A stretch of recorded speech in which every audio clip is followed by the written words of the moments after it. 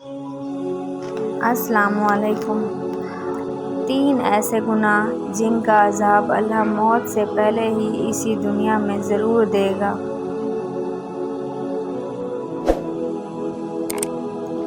رسول پاک صلی اللہ علیہ وآلہ وسلم نے فرمایا، اور یہ ادب المفرد کی روایت ہے، 460 ذوالجلال جس گناہ کی سزا کو چاہے مؤخر کر سکتے ہیں۔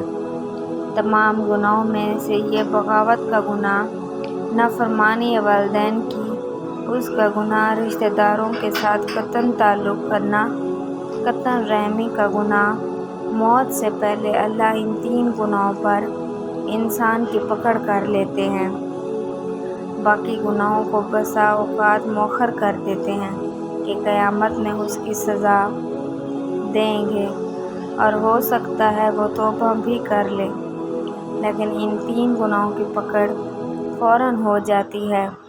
رسول اللہ صلی اللہ علیہ وآلہ وسلم نے فرمایا، عذاب کے 2 دروازے ہر وقت کھلے ہیں، اور داخل کون ہوتا ہے؟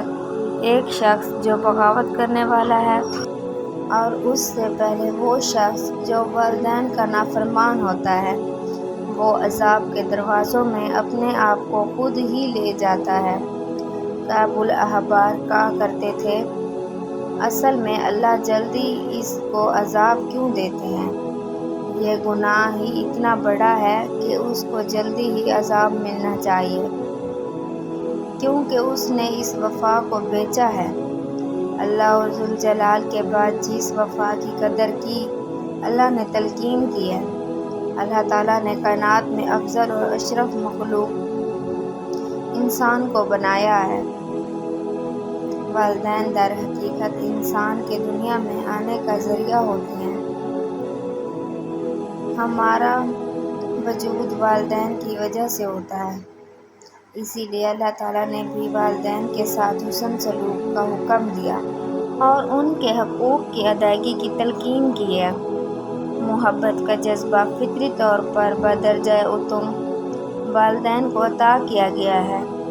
اولاد کے لیے والدین دنیا کی سب سے بڑی نعمت ہے۔ والدین کی جس قدر عزت و توقیر کی جائے گی، اس قدر اولاد سعادت سے سرفراز ہوگی۔ شریعت میں والدین کے ساتھ حسن سلوک کا حکم دیا گیا۔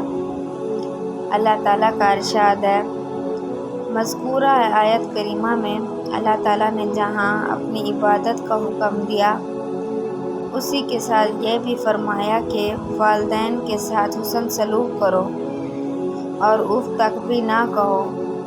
والدین کی عزت و احترام دینی و دنیاوی بہتری کا سبب ہوتا ہے۔ خوش نصیب ہیں وہ لوگ جن کے سروں پر والدین کا سایہ ہے، اور سعادت مند ہے وہ اولاد جو ہر حال میں اپنے والدین کے ساتھ حسن سلوک رکھتی ہے اور ان کا احترام کرتی ہے۔ اللہ تعالیٰ فرماتا ہے، اور اللہ کی عبادت کرو اور اس کے ساتھ کسی کو شریک نہ ٹھہراؤ، اور والدین کے ساتھ اچھا سلوک کرو، نیز رشتہ داروں، یتیموں، مسکینوں، قریب والے پڑوسی، دور والے پڑوسی، ساتھ بیٹھے یا ساتھ کھڑے ہوئے شخص اور راہ گیر کے ساتھ، اور اپنے غلام باندیوں کے ساتھ بھی اچھا برتاؤ کرو۔ بے شک اللہ کسی اتارنے والے شیخی باز کو پسند نہیں کرتا۔ اللہ تعالیٰ مزید فرماتا ہے، لوگ آپ سے پوچھتے ہیں کہ وہ اللہ کی خوشنودی کے لیے کیا خرچ کریں۔ آپ کہہ دیجئے کہ جو مال بھی تم خرچ کرو وہ والدین، قریبی رشتہ داروں، یتیموں، مسکینوں اور مسافروں کے لیے ہونا چاہیے، اور تم بھلائی کا جو کام بھی کرو اللہ اس سے پوری طرح باخبر ہے۔ رسول کریم صلی اللہ علیہ وآلہ وسلم نے بھی ہمیں والدین سے حسن سلوک کا حکم دیا ہے۔ آپ صلی اللہ علیہ وآلہ وسلم نے فرمایا کہ میں تم سب کو بڑے گناہ بتلا دوں۔ لوگوں نے عرض کیا، کیوں نہیں؟ یا رسول اللہ صلی اللہ علیہ وآلہ وسلم۔ آپ صلی اللہ علیہ وآلہ وسلم نے فرمایا، اللہ کا شریک نہ ٹھہرانا اور نہ ہی والدین کی نافرمانی کرنا۔